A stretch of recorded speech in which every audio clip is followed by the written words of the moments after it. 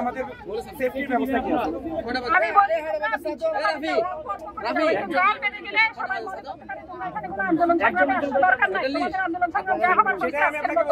বিচ্ছিন্নভাবে যাওয়া হবে, ছেড়ে দেবে রাস্তায় আমাদের বিক্ষোভ। আমি একা আসছি, তারপরে আমরা আপনাদের কাছ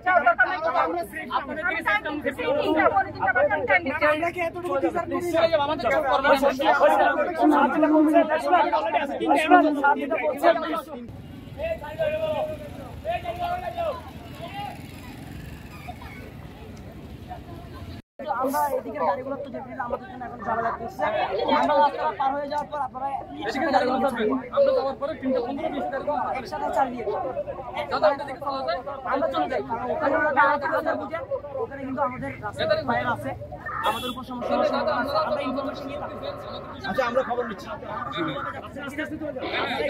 সুযোগ দিয়েছেন তার জন্য আমরা যাওয়ার পরে গাড়িগুলো ছাড়িয়ে আমরা যাওয়ার সময় আমি চাইলে যেখানে কোনো রকম মারামারি হোক আমরা